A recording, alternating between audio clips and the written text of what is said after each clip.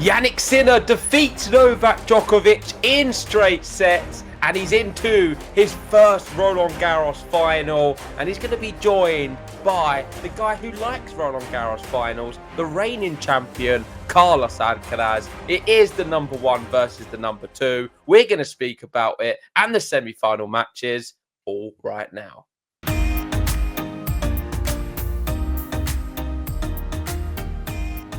The semi-finals are over, and Jannik Sinner, what a performance. We've just literally finished watching it. He defeats Novak Djokovic, like JG said, in straight sets. I thought Djokovic would have been good for a set. He had set points at one point as well. But this version of Jannik Sinner, it will take an absolute Goliath to defeat him. If Novak Djokovic cannot get him out of there, there's only one man who can. And Carlos Alcaraz is the only man, I think, on tour who can probably beat Jannik Sinner right now. Djokovic played so well. I was so impressed by him. But it's just not enough. Jannik Sinner, you have to literally need an act of God. And I said it before, and I'll say it again.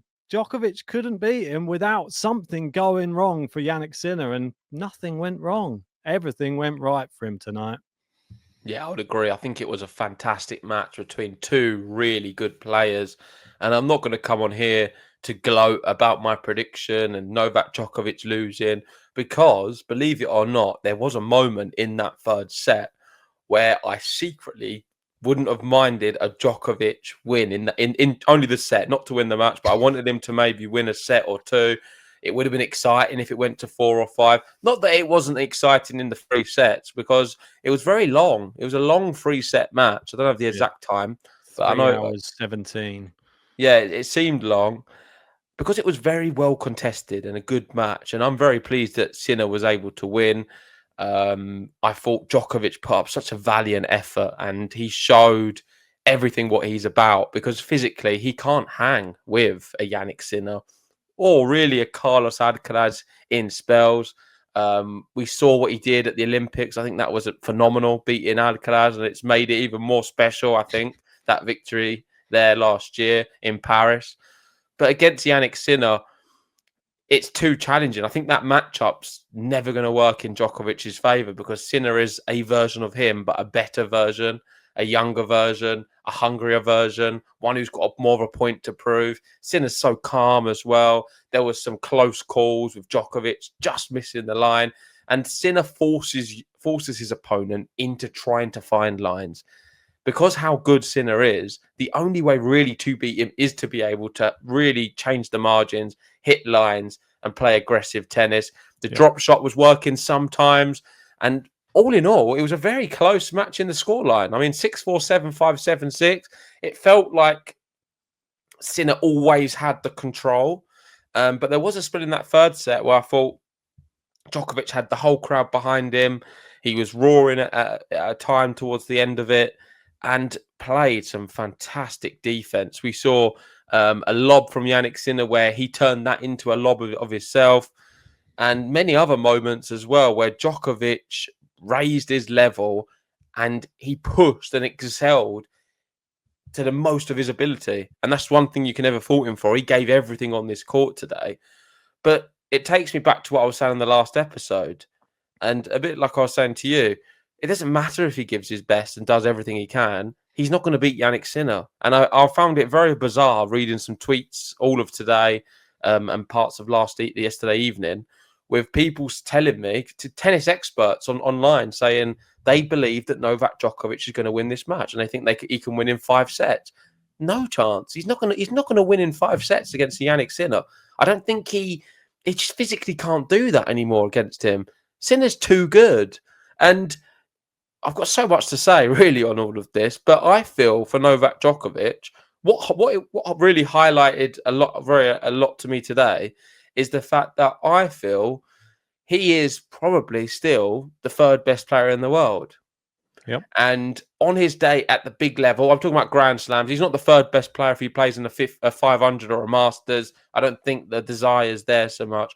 But in a Grand Slam, he's definitely up there to be a 3rd best player. The point is, does a Novak Djokovic, is he happy to be the better than 99% of tennis players on tour? Because I don't think he is. I think for him, the motivation to play tennis is to win Grand Slams. And right now, I just don't see a pathway for him to win any more Grand Slams if Jannik Sinner and Alcaraz are there. The only way he can win one is if both of them don't play it or they have shock exits early on and he avoids them somehow. But apart from that and a bit of luck with the draw, for me, there's no way Djokovic can win a Grand Slam. So does that mean that we saw him leaving the court in Paris? It looked a little bit like a goodbye. Does it mean he's gonna pack it in after this year and we're not going to see him play for the Grand Slams? It's tough to say. It's all very fresh at the moment. I think that the one thing that we got to take away from tonight's performance is it was very competitive. I know that it did feel like during each of the sets that Sinner, he just couldn't. He was like impenetrable, like this defense of Jannik Sinner, even when he was down the set points. And that's the one thing, he had set points as well, 3 of them, and couldn't get the set. It was very frustrating. He turned into Djokovic. Sinner turned into Djokovic on the set points. To save them, he served big and did what Djokovic did. And that just showed to me what he did is he has that extra gear. I feel like he had Djokovic where he wanted him. He's got like ice in his veins, Jannik Sinner. I don't know what is going on with him. When in big moments, he steps up. And not many players. It's the opposite to Lorenzo Musetti, to be honest. I don't know. It's hard to think that they're both Italian, really. If that was what Jannik Sinner is going to bring to the table and what Musetti did, it's complete polar opposites of the semi-finals. Jannik Sinner, unbelievable. I know that we always go and everyone's going to be like, oh, stop going on about. If you don't think that performance tonight from Jannik Sinner against a Djokovic that would have beaten, like you say, pretty much everyone. That could have even potentially beaten a Carlos Alcaraz on maybe on one of those days where Alcaraz, he seems to have more ups and downs, whereas Jannik Sinner's so consistent, always the same level. But he's just been unfortunate when he's met Carlos Alcaraz the last 4 times. Alcaraz has been on the up. So he's not been on one of the downward, like, strange matches he has. I was so happy to watch this match and it was competitive. I know that there was a few people thinking, this could be a drubbing. There was a few people saying Djokovic could win. I think we both pretty much hit the nail on the head. You said straight sets. I said 4, and it was pretty much nearly 4. We were, yeah. So Jannik Sinner, for me, was always going to win this match. But I was just hoping something would change. Maybe something would go wrong for him and he would have like a little bit of a meltdown. Didn't happen. If he doesn't melt down, he just wins. And that's Jannik Sinner. Unfortunately for everyone else on the tour, anybody who doesn't really like him, he's that good, though. You got to appreciate greatness when you see it. And Djokovic probably does as well. He looks down the other end and the frustration was there. And when he missed that smash in the tiebreak, big moment. It was it. It was it. It was done. There was no way he was coming back after that smash was missed. But just before that smash, he was really going hell for leather. He was hitting big. He was being aggressive. It was exciting. I think that's when there was moments just before the tiebreak where I was like, I wouldn't be mad if Djokovic wins this set. I think it will be quite interesting for the narrative. And that will surprise a lot of people because they think I'm this big Djokovic hater who wants him to lose all the time. It's not quite true.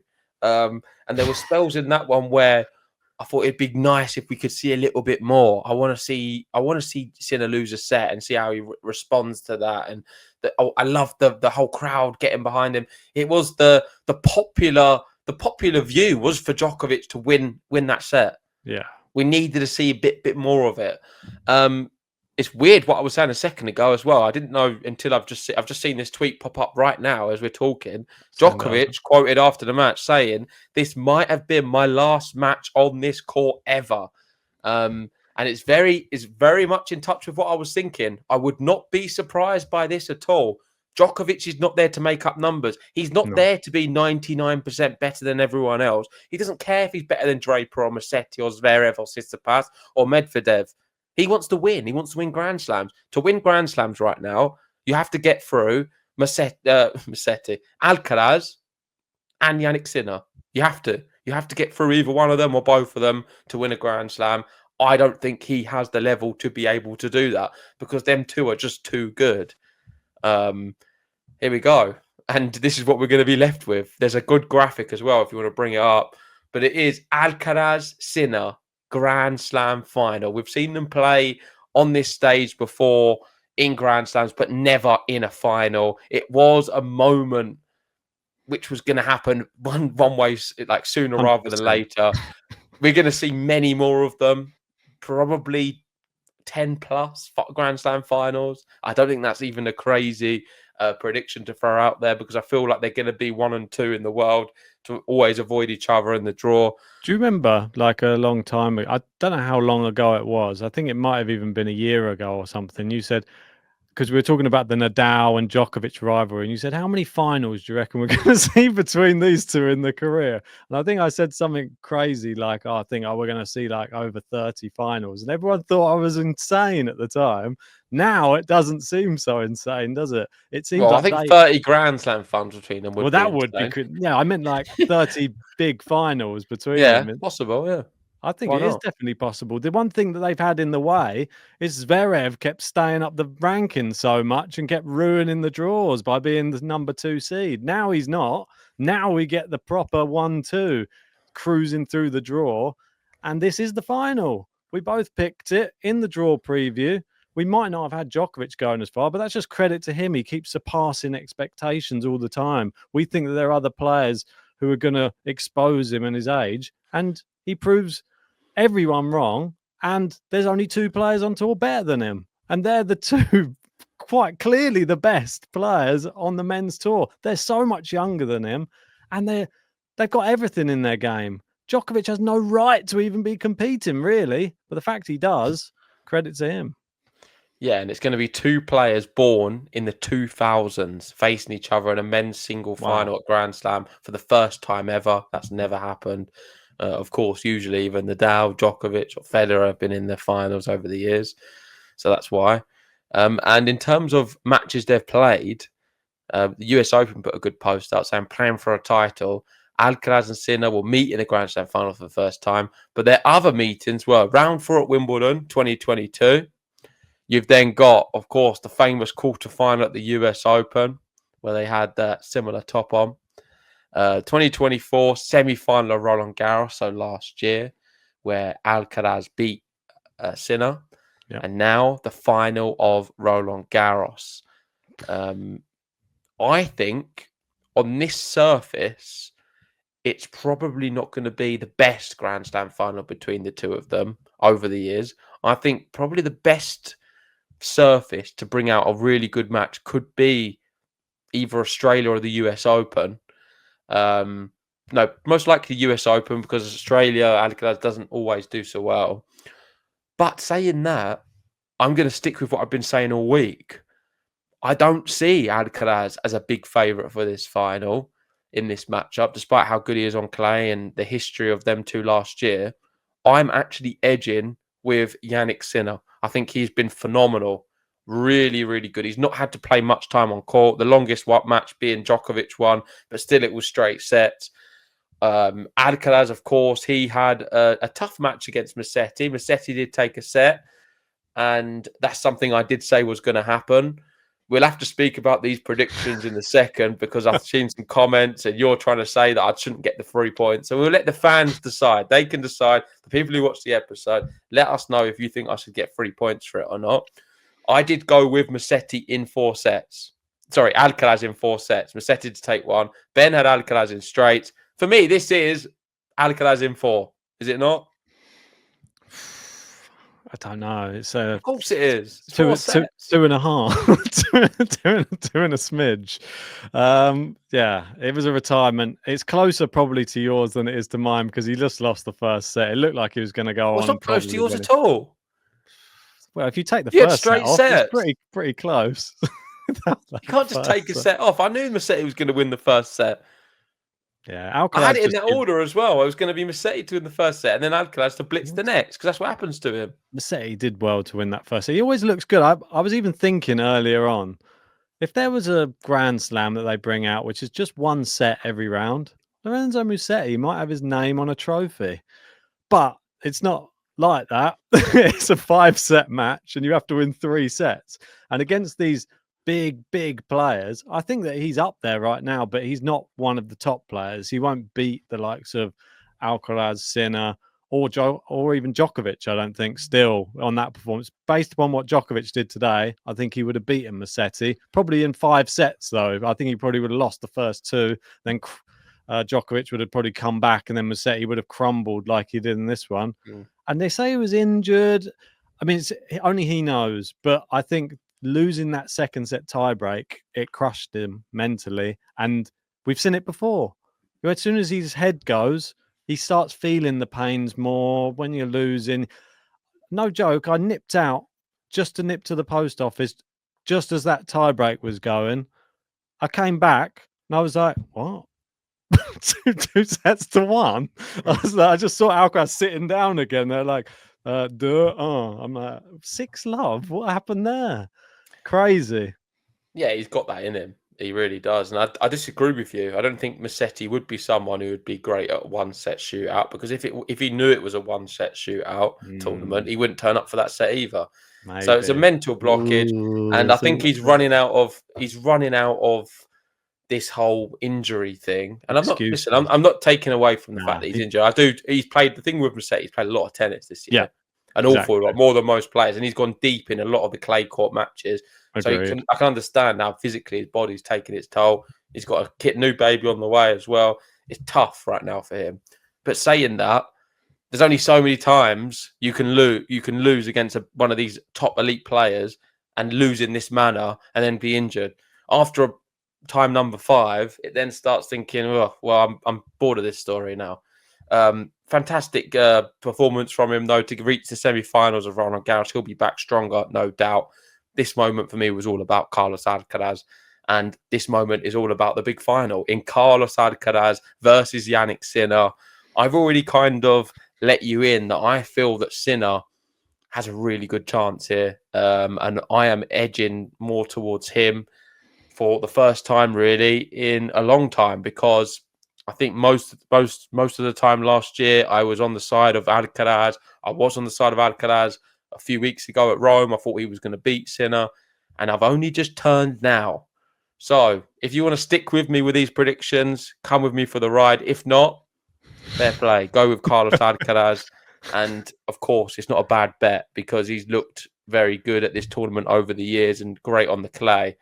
Yeah. But I think Sinner's got something up his sleeve. And tactically, how calm he was under pressure, the Djokovic barrage of moments, most players would have folded. It's 2 completely different players, and that's why I like this final so much. Is Alcaraz through this tournament, it's never quite so clean or clinical. There's some ups and downs. He loses a set here, and you just think, "Whoa, is he actually looking that good?" Then he absolutely destroys Tommy Paul. You think, "Oh, he is that good," and then he loses the first set to Musetti, and you think, "Oh, maybe he's not that great." And then he comes back in the same match to then show, "I have got the fight in me." There's a lot of ups and downs, but Sinner's just flatlining. He's just like, he just does the same thing in every match. But I think that the level that Alcaraz produces, and I wouldn't say that it's a higher level than Sinner, but I think he has some tricks that unsettle Jannik Sinner, and he's probably the only one who has those tricks. That's the one thing that Alcaraz has, the agility to get around the court the same way that Sinner does. Djokovic doesn't have that anymore. He did so well today. I mean, some of the things Djokovic was stretching for to get back, I couldn't even believe it. He was throwing everything at it, it's like including the kitchen sink, but he couldn't get it. Alcaraz will get more back, and there will be more unforced errors in this final, I believe, because they'll be trying to hit lines more. They'll be trying to get that angle perfect. He makes Sinner have to try and hit more lines, and that's where I think it's slightly different to the Djokovic one. Djokovic, still amazing, but this Alcaraz matchup, he's going to have the 4 losses in his head as well. 4 in a row he's lost, other than the 6 Kings Slam for $4 million that he nicely tucked away. But that one wasn't anything other than an exhibition. But maybe Jannik Sinner will be holding on to that one, thinking, when it's for a big prize pot, I've won it. Yeah, I mean, I'm kind of speechless after tonight because I was sitting there in awe watching the match. I thought it was very fascinating to see how a Sinner managed to navigate his way through Novak Djokovic, being that it felt like a Sinner is a younger version of what Novak Djokovic does. In this match up against Carlos Alcaraz, Alcaraz, I think, brings that physicality side, which Djokovic is unable to now. Um, More but power then as well. but then Alcaraz, I think, has more lapses of concentration.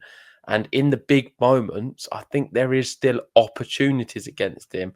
Whereas Sinner pulls out bullets of a first serve. He can do an unreturnable serve down set point or down a break point. He can pull out something special. Sinner can, Alcaraz, of course, can. But I just feel like in them big moments, my money's on Sinner over Alcaraz. Marginally. You've got to put this into perspective. I don't want anyone jumping in the comment section too much saying you're underestimating Alcaraz. I really don't. Like, these two are phenomenal talents, and either of them you can make a case to do this, the unthinkable in any given moment. But it's fine margins, and I'm on here to try and give a prediction to you guys, and I'm thinking that maybe Jannik Sinner fractionally edges it on this occasion. Head-to-head wise, though, Alcaraz has been bossing him. It's 7-4, but forget that. He's won the last 4 meetings. Indian Wells, Roland Garros, Beijing, and Rome as well. What's that? 2 of them on clay. Indian Wells being a slow, hard court. Surely you'd have to be thinking Carlos Alcaraz is going to be fine.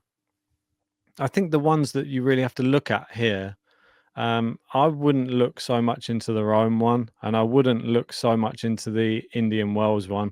It's the 2 in the middle that I would look at to see how close these matches were. 5 sets at Roland Garros last year in the semi-final. And bear in mind, I don't think Jannik Sinner was as good as he is now. So I'd put that as a little caveat there. Sinner only went to 5 and he wasn't as good as he is now. Carlos Alcaraz, is he better than he was last year? That's a big question. Possibly. Or maybe not. I don't know. Tell us in the comments, what do you think? But then the next match, look how close that was. A tie break, 6-4 and another tie break. Razor thin. That's how close these two are. So those 2 matches that they played against each other, I think it is that close. And I don't think it's that easy to call. Carlos Alcaraz is the marginal favourite for the final. That's how the bookies have it. He's a 1.83. And you can get Sinner evens for the final. Based off everything I'm saying, I just see it the other way slightly. I think Sinner is the marginal favourite. I'm forgetting all of the pedigree on the head-to-head and the conditions in the court. That's how I'm feeling in this moment, just watching them two both play. I wanted to, let's see if I can find it, because I was just talking about it. I was just thinking about it. And this is, here we go. So male players to reach 3 consecutive Grand Slam singles finals in the 21st century. You've now got Roger Federer, Novak Djokovic, Rafael Nadal, Andy Murray, and Jannik Sinner.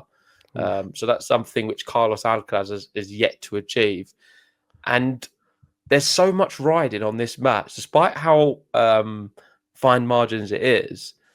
The narratives which can come after it, I think, are huge. Because I'm going to just tell you, if Jannik Sinner is to win this one, he's then gone on and won the first 2 Grand Slams of the year.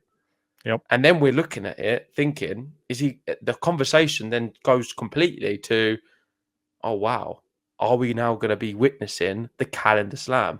And you can't tell me we're not going to be speaking about it, because the moment we go into Wimbledon, everyone's going to be thinking, this is interesting now. He's going to be on the other side of the draw again. So if he's going to play an Alcaraz, it will be in a final. In a Grand Slam final, anything's possible. So he can potentially get another final at Wimbledon on the grass against Carlos Alcaraz. Of course, so many different variables need to play into factor to get there. Yeah. But if Alcaraz then wins this one, the narrative switches completely, because then we go into Wimbledon with the sort of a real big head-to-head battle of they're one apiece this year for the slams. Who's going to be able to get this one? And then I think a lot of people are then fancying Carlos Alcaraz. Alcaraz then becomes a big favourite. He's won, the last 2 years at Wimbledon. Yep. He loves the grass. He's got his win records phenomenal there. We've seen him already do the Roland Garros to Wimbledon transition and win both. and we're all thinking about, I don't think Jannik Sinner's just got enough to beat him. And this is all just from, probably like you say, fine margins. We can change our opinion so much based off just one outcome in this match. But this is very short-sighted of me. I'm only thinking about, for now, one thing we do know is there's going to be plenty of opportunities for these two to win multiple Grand Slams. And I'm just really looking forward to it. I think this final should be a very, very interesting battle, which potentially could be a real classic, like a good 5-setter, like a nice 5-6 hour match. I generally believe it has that ability to go like that. It's the best match in tennis. It's hands down. There's no better match out there on the men's tour.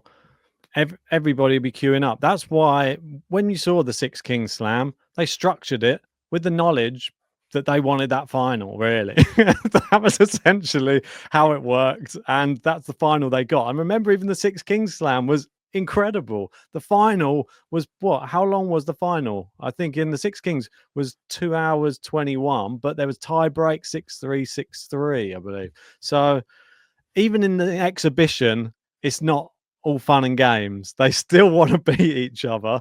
Jannik Sinner, that was the only win he's got in their last 5 matches. But he might still be thinking about that one, thinking, oh, everyone's saying it's 4, but we know that one was actually competitive. We're playing for $4 million.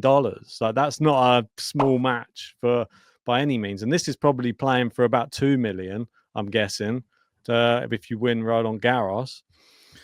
That last matchup, though, when they played at Roland Garros last year, the 5-setter, so close. Sinner was 2-1 up, I believe, wasn't he? Yeah, 2-1 up. Could be the 4th set this year. If he's 2-1 up this year, it's a different Jannik Sinner, and maybe he just closes it all out. It's hard to tell. I was just going to go back to try and find out how many points each player won last year. Here you go. So, total points won in the match last year in the semi-final. Carlos Alcaraz won 145 points. Jannik Sinner won 147 points. And that was in the semi-final. So he won more points, but lost the match. It's fine margins when you're at this level. The other thing I forgot to mention is, of course, Sinner did win the US Open. So he's on a bit of a streak now, continuing. Yeah. Plus, if Sinner is to beat him in the final, he will tie Carlos Alcaraz for Grand Slams. Something we've not spoken about. Yeah. We're always talking about the big numbers, your 24s, your 25 Grand Slams, potentially, all of that stuff. We was excited when we got to 20 Grand Slams. Thought that's never going to happen again. But they're slowly creeping up. And if Sinner beats Alcaraz, they're both on 4 slams. It's crazy, isn't it? With another 2 slams to play, you'd think, maybe they'll have one apiece for the next 2. Or it could be, are we just going to be seeing Sinner domination? Is he going to just keep winning every single slam in a row? Last year, he's made, his best performance at Roland Garros now consecutive years. He had only made the quarterfinals before. Now he's made the semi-finals last year. Now he's made the finals this year. He's just getting better, isn't he? So it's possible he could win this, but let us know in the comments who you have winning this final. We're going to have to give some predictions on how we see this one going. I've not been too good at my predictions throughout this tournament. I think I got one right in the whole of the quarterfinals and semi-finals for an exact match, that is. But I think I've been smashing it. I've been getting the sets right. I've been doing all right. All these comments coming in for me. My predictions have been spot on. You need to be kinder. My question is, can I borrow your time machine just before we do them? Because I'm going to need to just, whatever you're doing, to go into the future to find out the results and then come back again to... Well, I know what you're going to pick for this one. I do know what you're going to pick. So even if you don't, I know exactly what you're going to do. So you take it away first, and I'll tell you if it's what I think you're going to do. It's really, really difficult to pick. I don't even like going first, but I'm going to have to go first by the sounds of it, because we've got the JG special coming up, the one that everyone's waiting for. There's probably people sitting at home like, who do I put my money on? They're at the bookmakers right now. They're like, come on, hurry up. Right, so I'll get my one out of the way then. Might be right. As you know, I do follow the form book. quite a lot. And I think that's why Carlos Alcaraz is a favourite. That is the main reason, because he's won the last 4 and he's the reigning champion. I think that the bookies, when they make the odds, that is something they always take into consideration. I'm surprised that the win tonight hasn't changed the odds a little bit for Sinner, but fair enough. I see this match being, like you said, super close. Every set is going to be very, very tight. It's going to be decided on either a break or a tie break. Carlos Alcaraz doesn't want to go to a tie break, I don't think, with Jannik Sinner. He's just too good. And I think he will win one tie break in this match. I think Alcaraz will take the first set. Sinner takes the second set tie break. I think Alcaraz will take the third set, though. That's going to be the pivotal set of this final, is the third one. He was 2-1 down in last year's semi-final. I think he goes 2-1 up in this year's one. And then I think Carlos Alcaraz is going to win in 4 sets. Is that what I thought you had? I guess it was. Yeah, I did.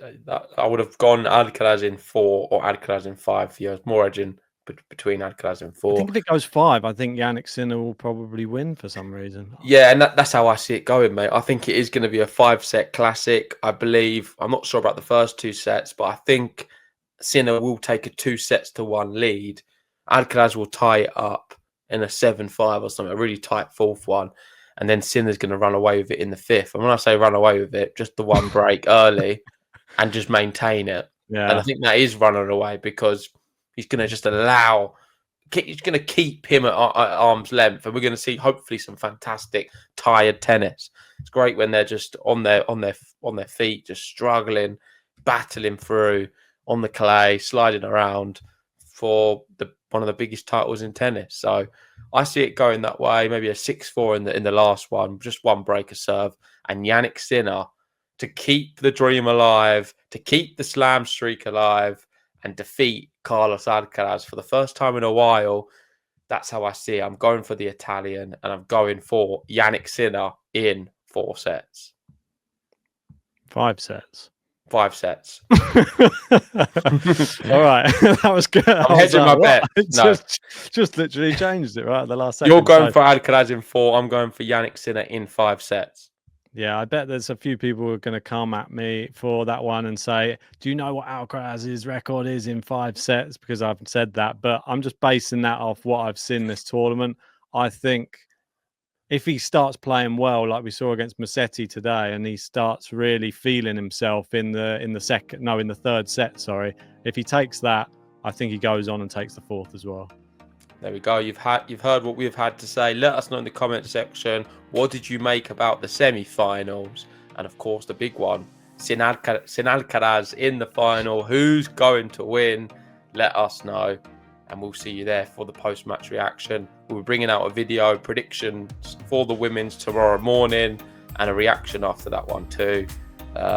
It's the first time since 1984 we've had the number 1 and 2 seed for both the men's and the women's make the final. So yeah, another really good matchup with Coco Gauff and Sabalenka. But we'll see you tomorrow. See you then.